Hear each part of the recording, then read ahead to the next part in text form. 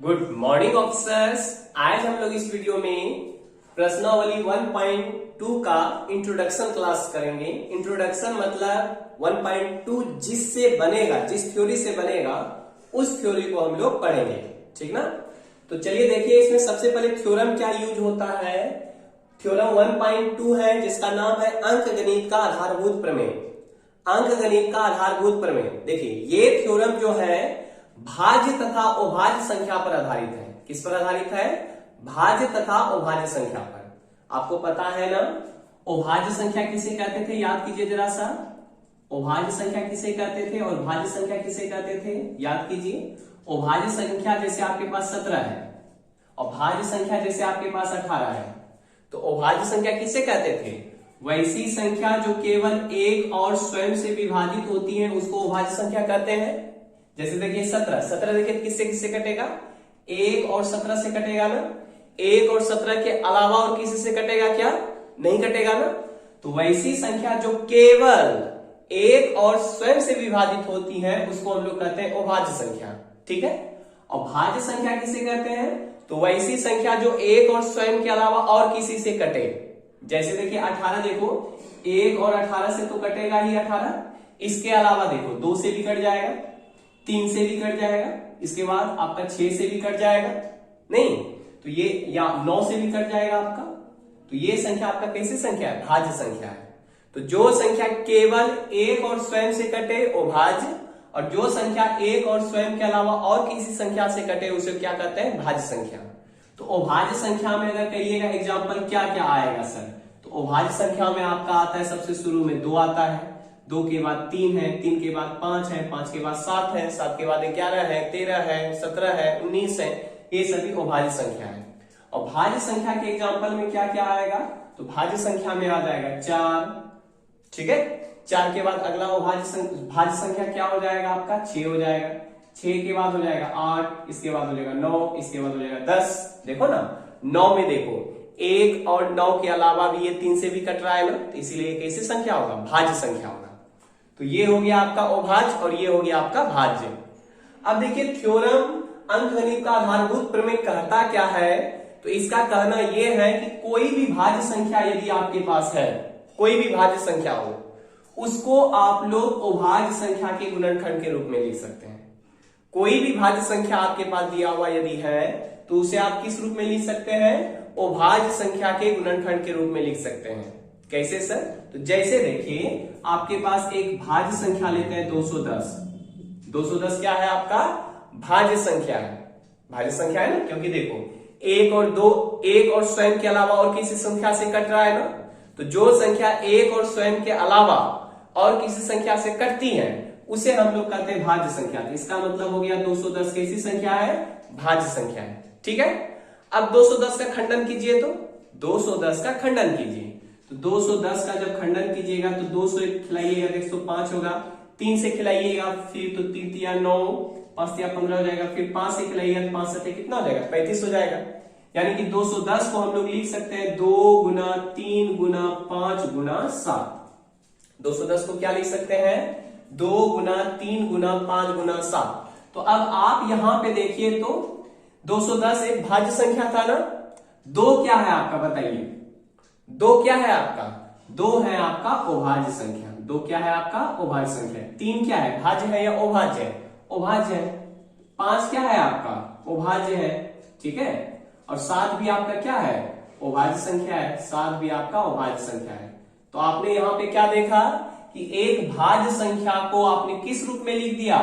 अभाज्य संख्या के गुणनखंड के रूप में लिख दिया। और यही थ्योरम भी कहता है, अंकगणित का आधारभूत प्रमेय यही कहता है कि किसी भी भाज्य संख्या को अभाज्य संख्या के गुणनखंड के रूप में लिखा जा सकता है। अभाज्य संख्या के गुणनखंड के रूप में लिखा जा सकता है। इसी अभाज्य संख्या के गुणनखंड को ही हम लोग कहते हैं अभाज्य गुणनखंड। आप लोग वर्ड सुने होंगे, शब्द सुने होंगे अभाज्य गुणनखंड। अभाज्य गुणनखंड सुने हैं ना नाम आप? तो अभाज्य गुणनखंड किसे कहते हैं? तो ये जो आपने लिखा 2 गुना 3 गुना 5 गुना 7 यानी अभाज्य संख्या का जो गुणनखंड आपने लिखा इसी को हम लोग कहते हैं अभाज्य गुणनखंड।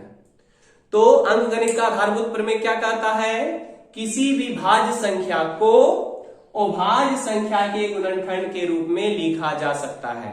ठीक है, जैसे देखिए आपके पास एक भाज्य संख्या है 10। 10 को आप क्या लिखेगा, 2 गुना 5 लिखेगा ना।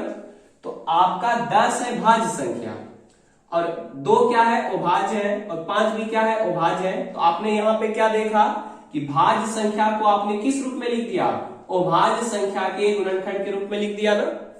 तो अंकगणित का आधारभूत प्रमेय क्या कहता है बताइए, कि किसी भी भाज्य संख्या को अभाज्य संख्या के गुणनखंड के रूप में लिखा जा सकता है। यानी कि कोई भी अगर आपके पास भाज्य संख्या दिया हुआ है तो उसे आप किस रूप में लिख सकते हैं, अभाज्य संख्या के गुणनखंड के रूप में लिख सकते हैं। ठीक है, तो अंकगणित का आधारभूत प्रमेय का कथन हम लोग लिख लेंगे, स्टेटमेंट हम लोग लिख लेंगे। इसका कथन क्या है कि किसी भी या फिर प्रत्येक भाज्य संख्या को किस रूप में लिख सकते हैं, अभाज्य संख्या के गुणनखंड के रूप में, अभाज्य संख्या के गुणनखंड के रूप में लिखा जा सकता है। जैसे आपके पास देखिए 210 आपका एक भाज्य संख्या था, आपने 210 के बराबर में कितना लिखा, 2 गुना 3 गुना 5 गुना 7 लिखा। तो 2 आपका क्या है, अभाज्य है, 3 भी क्या है आपका, अभाज्य है, 5 भी क्या है, अभाज्य है, और 7 भी क्या है आपका, अभाज्य है। तो एक भाज्य संख्या को आपने किस रूप में लिख दिया, अभाज्य संख्या के गुणनखंड के रूप में लिख दिए ना। तो यही कहता है अंकगणित का आधारभूत प्रमेय कि कोई भी भाज्य संख्या यदि आपके पास दिया हुआ है तो उसे आप लोग किस रूप में लिख सकते हैं, अभाज्य संख्या के गुणनखंड के रूप में लिख सकते हैं। या फिर इसका उल्टा ऐसे कह सकते हैं हम लोग क्या, कि अगर किसी संख्या को अभाज्य संख्या के गुणनखंड के रूप में लिख दिए तो निश्चित रूप से वह संख्या कैसी संख्या रहा होगा, भाज्य संख्या रहा होगा। जैसे देखिए आपके पास अगर मैं कह दूं कि a कोई संख्या है और इसे मैंने लिख दिया 2 गुना 3 गुना 7 गुना 11 के रूप में लिख दिया, ठीक ना। a कोई संख्या है, इसे मैंने किस रूप में लिख दिया, अभाज्य संख्या के गुणनखंड के रूप में लिख दिए। तो आप क्या कर सकते हैं, अभाज्य संख्या के गुणनखंड के रूप में किसे लिख सकते हैं हम लोग, भाज्य संख्या को लिख सकते हैं ना। जो भाज्य संख्या होगा उसी को ना अभाज्य संख्या के गुणनखंड के रूप में लिख सकते हैं। तो उसी तरह से a भी एक ऐसी संख्या है जिसे हमने अभाज्य संख्या के गुणनखंड के रूप में लिख दिया, इसीलिए एक ऐसी संख्या रहा होगा, भाज्य संख्या रहा होगा। कैसी संख्या रहा होगा, भाज्य संख्या। ठीक है, तो कभी भी सवाल में प्रूव करने के लिए आ जाए कि बताइए कि 10 आपका 10 या 15 दे दे, क्या दे कि 15 एक भाज्य संख्या, ये प्रूव कीजिए। तो आप कैसे प्रूव कीजिएगा कि 15 एक भाज्य संख्या है, तो 15 का अभाज्य गुणनखंड करके दिखा देंगे यहाँ पे, क्योंकि 15 बराबर हो सकता है 3 गुना 5। तो आपने क्या किया, 15 को अभाज्य संख्या के गुणनखंड के रूप में लिख दिया, और जिसे अभाज्य संख्या के गुणनखंड के रूप में लिख सकते हैं उसे हम लोग कैसी संख्या कहते हैं, भाज्य संख्या कहते हैं। तो निश्चित रूप से 15 कैसी संख्या है, भाज्य संख्या है। इसी प्रकार से देखिए अगर कह दे कि बताइए 23 भाज्य है या अभाज्य है, ये कैसे प्रूव कीजिएगा। तो 23 का बताइए तो अभाज्य गुणनखंड आप कर सकते हैं क्या, 23 का अभाज्य गुणनखंड संभव है, नहीं संभव है ना अभाज्य गुणनखंड। तो 23 का हम लोग अभाज्य गुणनखंड नहीं कर सकते हैं, इसीलिए ये भाज्य संख्या नहीं है। तो भाज्य नहीं है तो कैसी संख्या है, ये अभाज्य संख्या है। ठीक है, चलिए नोट कीजिए इसे। अब हम लोग सीखेंगे अभाज्य गुणनखंड के बारे में। तो अभाज्य गुणनखंड वही जो आपने किए थे खंडन, उसी को हम लोग अभाज्य गुणनखंड कहते हैं। तो कुछ एग्जांपल लेके हम आपको समझा देते हैं। जैसे आपको कह दिया जाए कि 150 का अभाज्य गुणनखंड कीजिए, कितने का अभाज्य गुणनखंड, 150 का अभाज्य गुणनखंड कीजिए। तो आप कैसे कीजिएगा, तो 150 का हम लोग खंडन करेंगे। तो पहले हम लोग किससे खिलाएंगे, 2 से खिलाएंगे, 2 के बाद किससे खिलाएंगे, 3 से खिलाएंगे। तो ये याद रखिएगा हमेशा कि जब भी हम लोग खिलाते हैं अभाज्य संख्या से खिलाते हैं। किससे खिलाते हैं, अभाज्य संख्या से। जिसे अभाज्य संख्या पता नहीं है वो याद रखिएगा कि सबसे पहले अभाज्य संख्या जो होती है वो 2 होती है। सबसे पहला अभाज्य संख्या क्या है, 2 है। 2 के बाद हम लोग खिलाते हैं 3 से, 3 के बाद हम लोग खिलाते हैं 5 से, 5 के बाद अभाज्य संख्या है 7, 7 से खिलाते हैं, 7 के बाद हम लोग खिलाते हैं 11 से, फिर 13 से, फिर 17 से, फिर 19 से, फिर 23 से। इस तरह से हम लोग खिलाते जाते हैं। ठीक है। तो हम लोग जब भी खिलाएंगे किससे खिलाएंगे, अभाज्य संख्या से खिलाएंगे, ठीक। तो उसी प्रकार से बताइए पहले किससे खिलाएंगे, हम लोग 2 से खिलाएंगे, तो 2 से खिलाओ। देखो तो 15 है तो 7 दूना 14 हो गया, बचा 1 10 हो गया, तो 2 पंचे 10 हो गया, यानी 75 हो गया। अब 2 से खाएगा ये क्या, 2 से खाएगा नहीं खाएगा, तो 2 से नहीं खाएगा तो 3 से खिलाइए। देखो 3 से खिलाने का रूल क्या है, अगर इसको जोड़ने के बाद 3 से खा जाए ना, इसके अंक जो भी हैं जैसे 7 और 5 है, इसको जोड़ने के बाद अगर 3 से खा गया तो पूरा संख्या 3 से खाएगा। तो देखो ना 7 5 12 होता है, 12 3 से खाता है ना, इसीलिए पूरी संख्या 3 से खाएगा। तो 3 से खिलाओ तो 25 दिया 75 हो जाएगा। फिर देखो ये 3 से खाएगा क्या, 5 2 7, 3 से नहीं खाएगा, 5 से खिलाइए तो 25 25 हो गया। यानी 150 को आप क्या लिख सकते हैं, 2 गुना 3 गुना 5 गुना 5 लिख सकते हैं। अगर इसको आप पावर के रूप में लिखना चाहते हैं, पावर के रूप में लिख सकते हैं इसको कैसे सर, तो 2 गुना 3 गुना 5, 5 देखो कितना है आपके पास, 2 है ना, 5 पे पावर 1 यहाँ है 1 यहाँ है, तो गुना में पावर आपको पता है जुड़ता है, तो 5 पे पावर कितना हो जाएगा, 2 हो जाएगा। इसी प्रकार से मान लीजिए कोई भी संख्या आपके पास रह सकता है, मान लीजिए हमारे पास है 1600। अब 1600 का कहेगा कि अभाज्य गुणनखंड कीजिए, तो आप सबसे पहले किससे खिलाइएगा, 2 से खिलाइएगा, 2 से खिलाइएगा 800 होगा, 2 से खिलाइएगा 400 होगा, फिर आप खिलाइएगा 2 से तो 200 होगा, फिर 2 से खिलाइएगा 100 होगा, फिर 2 से खिलाइएगा 50 होगा, फिर 2 से खिलाइएगा 25 होगा, फिर 2 से खाएगा ये क्या, नहीं खाएगा, कितना से खिलाइएगा, 5 से खिलाइएगा, 25 25 हो जाएगा। यानी कि 1600 को आप क्या लिख सकते हैं, 1 2 3 4 5 6, 6 टू 2 लिखना, 1 2 3 4 5 6, 6 टू 2 हो गया, और 5 इंटू 5 हो जाएगा, यानी 5 2 2 है। इसके बाद देखो पावर के रूप में हम लोग लिखेंगे, कैसे पावर के रूप में लिखेंगे, तो 2 देखो तो कितना है आपके पास, तो 2 पे पावर 1 है 1 है 1 है 1 है 1 है, तो गुना में पावर जुड़ जाएगा सबका, तो 2 पे पावर कितना हो जाएगा, 1 2 3 4 5 6, तो 2 पे पावर 6 हो जाएगा, गुना 5 पे पावर कितना होगा, 5 कितना है देखिए ना यहाँ पे, 5 कितना है आपके पास, 2 है ना, 5 कितना है आपके पास, 2 है ना 5, तो 5 पे पावर 2 हो जाएगा। तो इसी को कहा जाता है अभाज्य गुणनखंड के गुणनफल के रूप में व्यक्त करने, अगर सवाल में आए तो इसी तरह बनेगा। तो एक्सरसाइज 1.2 का पहला नंबर सवाल इसी पर आधारित है, तो आप उसको जरूर बनाइएगा। तो चलिए इसे नोट कर लीजिए। अब हम लोग सीखते हैं अभाज्य गुणनखंड विधि द्वारा 2 संख्याओं का या 2 से अधिक संख्याओं का एचसीएफ और एलसीएम कैसे निकालते हैं। एचसीएफ मतलब होता है हाईएस्ट कॉमन फैक्टर, और एलसीएम मतलब होता है लोएस्ट कॉमन मल्टीपल, ठीक है।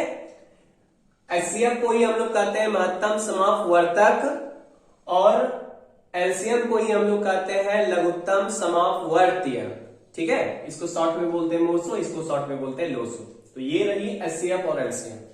अब हम लोग अभाज्य गुणनखंड विधि द्वारा एलसीएम और एचसीएफ कैसे निकालते हैं उसको सीखेंगे। तो सबसे पहले ध्यान दीजिए, यहाँ पे ध्यान दीजिएगा कि एचसीएफ में क्या करते हैं, सबसे पहले जितना भी अभाज्य गुणनखंड है उसको हम लोग लिखते हैं, ठीक है। तो सबसे पहले चलिए ना कुछ एग्जांपल लेके ही हम लोग बना लेते हैं। तो एक एग्जांपल है आपके पास 96 और 404, 96 और 404, ठीक है, 96 और 404 है आपके पास। ये आपके पास 2 संख्या है, इसका हमें क्या निकालना है, एलसीएम और एचसीएफ निकालना है। एचसीएफ और एलसीएम निकालना है किस विधि से, अभाज्य गुणनखंड विधि से। किस विधि से निकालना है, अभाज्य गुणनखंड विधि से निकालना है, ठीक है। तो सबसे पहले चलिए इसका खंडन करते हैं। तो सबसे पहले हम लोग 96 का खंडन करते हैं और 404 का खंडन करते हैं, ठीक है। तो 96 का सबसे पहले खंडन करो, देखो कितना आता है। तो 96 का आप खंडन कीजिएगा, मैं यहां पे कर रहा हूं 96 का खंडन। तो सबसे पहले 2 से खिलाएंगे, 2 से खिलाओ, देखो कितना होता है। तो 2 से खिलाइएगा तो 4 दूना 8 हो जाएगा, बचेगा 1 16 हो जाएगा, तो 8 दूना 16 हो जाएगा। फिर 2 से खिलाओ तो 24 दूना 48 हो जाएगा। फिर 2 से खिलाइए 12 दूना 24 हो जाएगा। 2 से खिलाइए 6 दूना 12 हो जाएगा। 2 से खिलाइए 2 3 6 हो जाएगा। यानी कि 96 को हम लोग कितना लिख सकते हैं, तो देखो 2 पे पावर कितना हो जाएगा, देखो तो 1 2 3 4 5, 2 कितना है 5 है ना, 5 है तो 2 पे पावर कितना हो जाएगा 5 हो जाएगा, और गुना कितना हो जाएगा 3। यानी 96 को हम लोग लिख सकते हैं 2 पे पावर 5 गुना 3। 2 पे पावर 5 क्यों लिखे, क्योंकि 2 कितनी की संख्या में है, 5 की संख्या में है, ठीक है।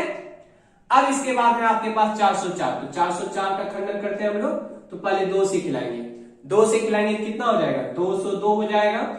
फिर हम लोग किससे खिलाएंगे, 2 से खिलाएंगे, तो 2 से खिलाएंगे कितना हो जाएगा, 101 हो जाएगा। यानी कि 404 को हम लोग क्या लिख सकते हैं, 2 गुना 2 गुना 101। 101 एक अभाज्य संख्या, ये किसी से नहीं खाएगा, ठीक है। तो अब देखो, तो 2 गुना 2 है तो 2 पे पावर कितना हो जाएगा, 2 हो जाएगा, और गुना कितना हो जाएगा, 101 हो जाएगा।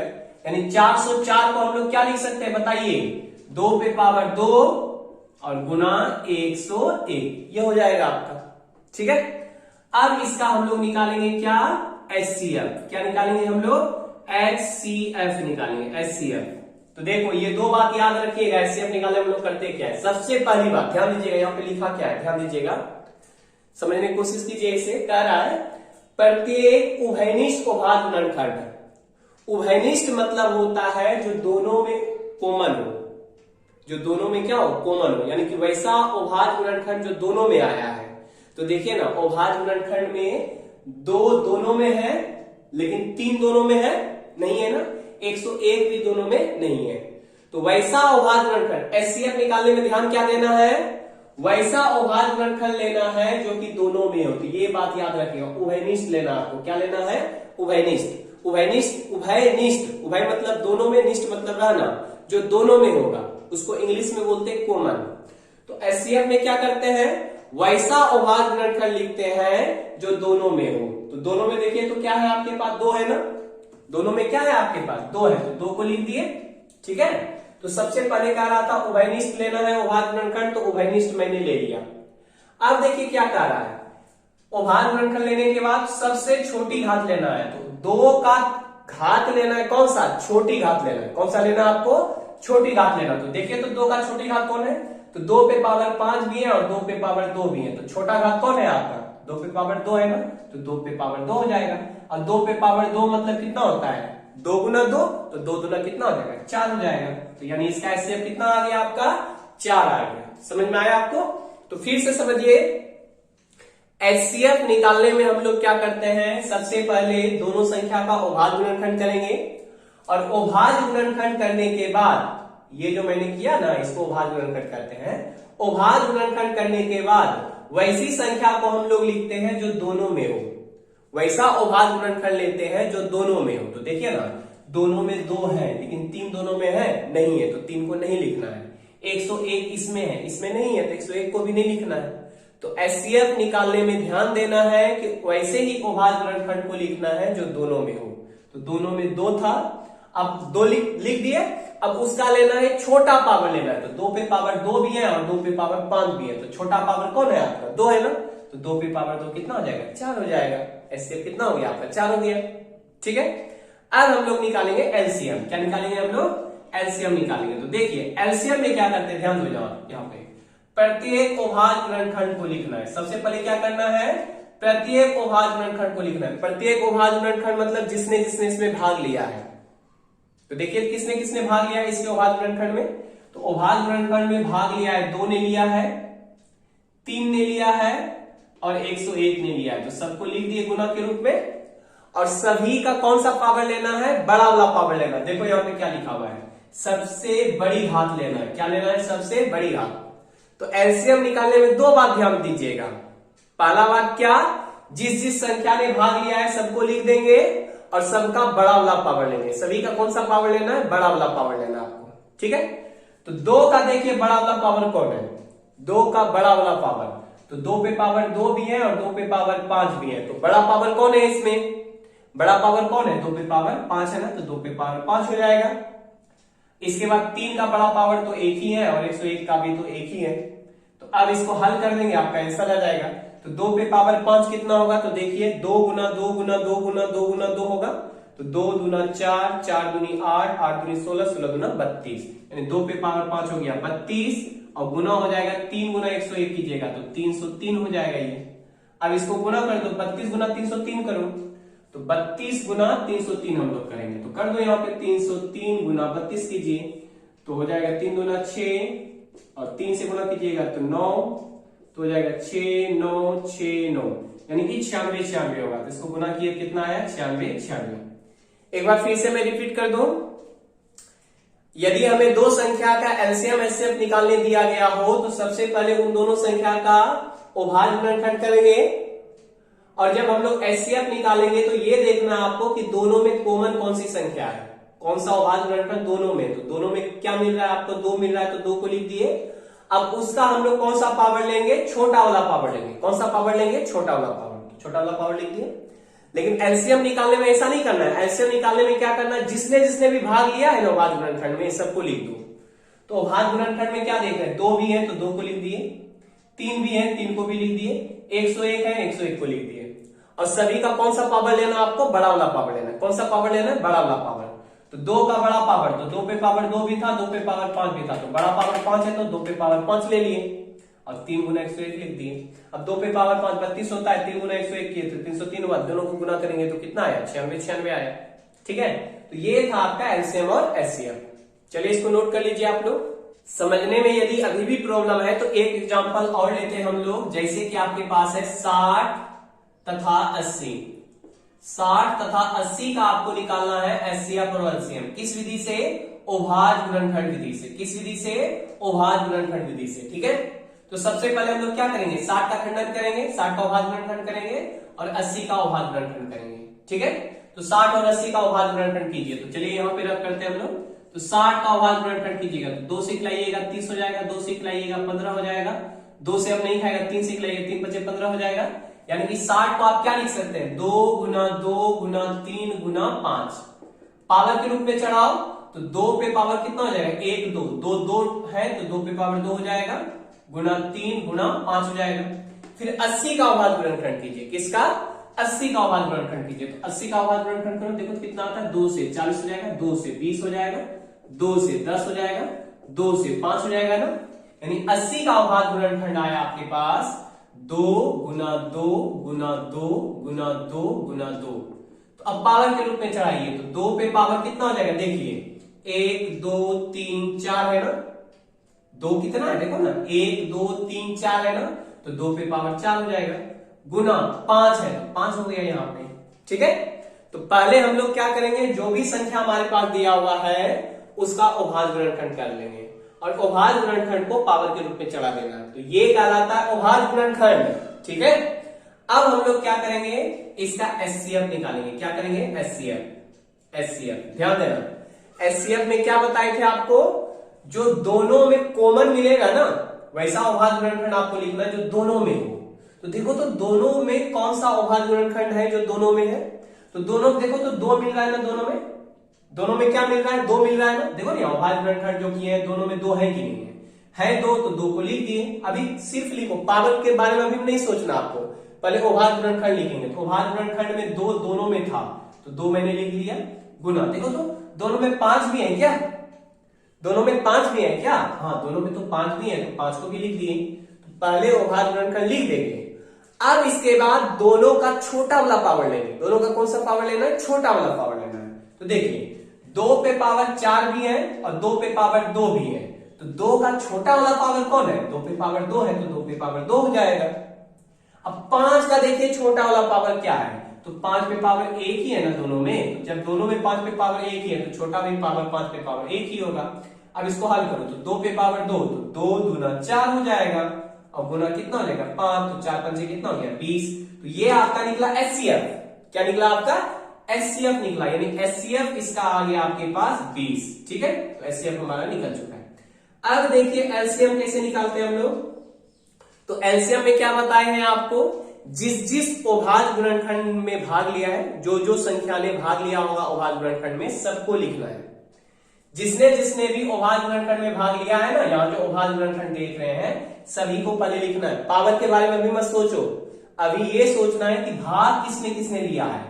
तो भाग लिया है 2 ने, दोनों में देखना है, 2 ने भाग लिया है तो 2 को लिख दिए, गुना 3 ने भी भाग लिया है तो 3 को भी लिख दिए, 5 ने भी भाग लिया है तो 5 को भी लिख दिए। अच्छा सर 3 तो दोनों में नहीं है, वैसा हमें नहीं देखना है, दोनों में रहे या एक में रहे उससे मतलब नहीं है। एलसीएम में हम लोग क्या करेंगे, जिसने जिसने भी भाग लिया हो, चाहे एक ही संख्या में क्यों ना भाग लिया हो उसको भी लिखेंगे, या दोनों संख्या में भाग लिया तो उसको भी लिखेंगे।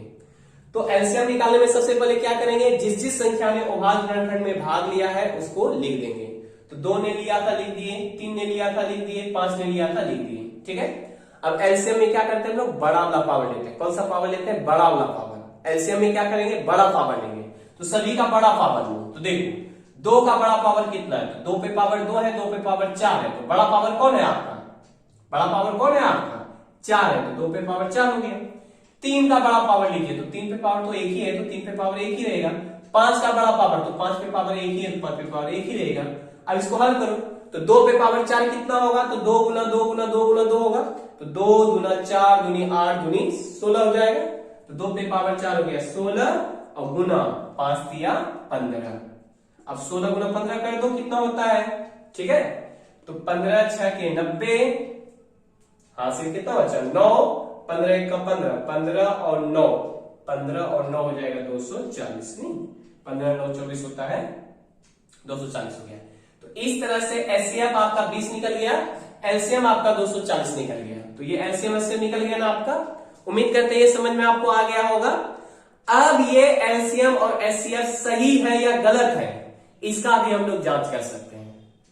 एलसीएम एचसीएफ जो आप निकाले हैं ये सही है या गलत है, इसका भी आप लोग जांच कर सकते हैं। कैसे सर, चलिए समझते हैं हम लोग। तो एलसीएम एचसीएफ देखिए जांच कैसे किया जाता है, तो हम लोग सीखेंगे अब जांच, यानी एलसीएम एचसीएफ का जांच कैसे होता है। तो देखो इसके लिए एक फॉर्मूला याद रखिएगा, एलसीएम एचसीएफ जांच करने के लिए एक फॉर्मूला होता है, इसका यूज भी है एक्सरसाइज में, इसलिए याद रखिएगा कि दो संख्याओं का गुणनफल बराबर होता है एचसीएफ गुना एलसीएम। मतलब सर इसका मतलब ये हुआ कि आपके पास जो दो संख्या दिया हुआ था उन दोनों का गुणनफल लेना है। तो हमारे पास दो संख्या क्या क्या दिया हुआ, तो देखिए तो हमारे पास दो संख्या था 60 और 80, इसका हमें क्या लेना है, गुणनफल लेना है। तो वो किसके बराबर होगा, तो वो बराबर होगा उन दोनों संख्या के एचसीएफ और एलसीएम के गुणनफल के बराबर होगा।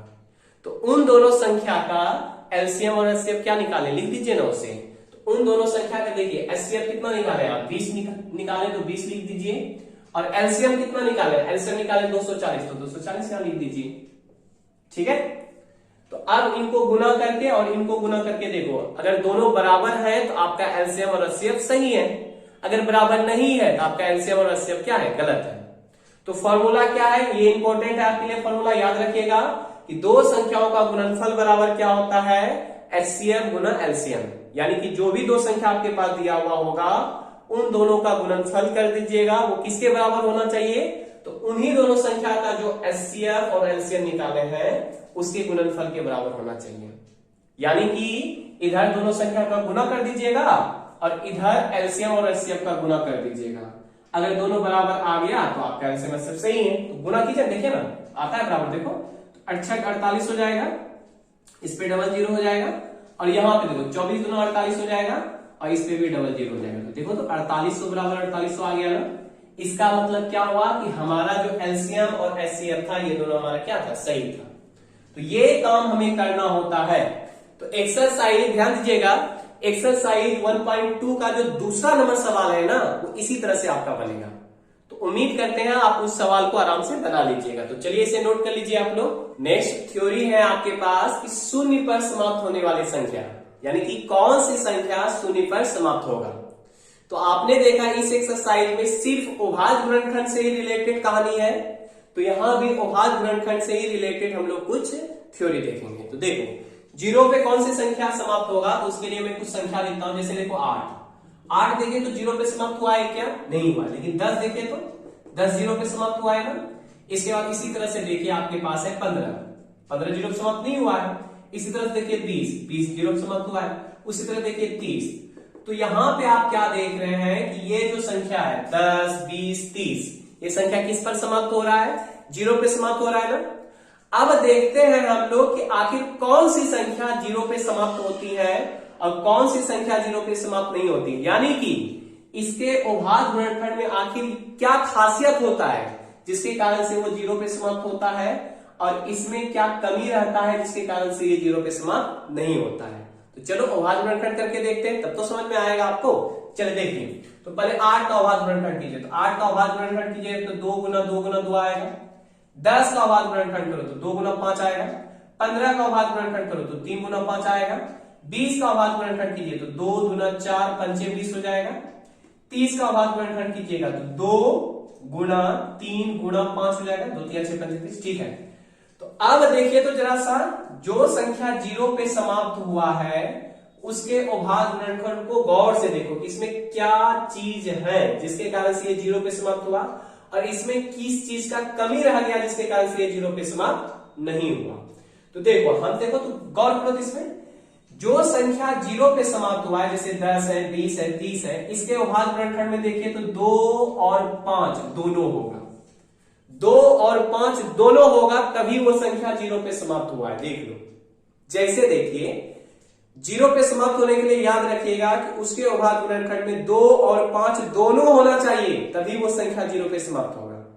तो देखिए तो यहाँ पे 8 को गौर से देखिए, 8 के अभाज्य गुणनखंड में गौर से देखो, 2 तो मौजूद है लेकिन 5 उपस्थित नहीं है, इसी कारण से देखो ये 0 पे समाप्त नहीं हुआ।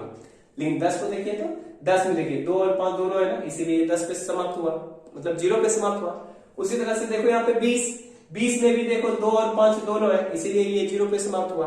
उसी तरह 30 है तो 30 में भी देखिए आप 2 और 5 दोनों होगा तभी ये 0 पे समाप्त हुआ है। देख लो यहाँ पे 2 और 5 दोनों है।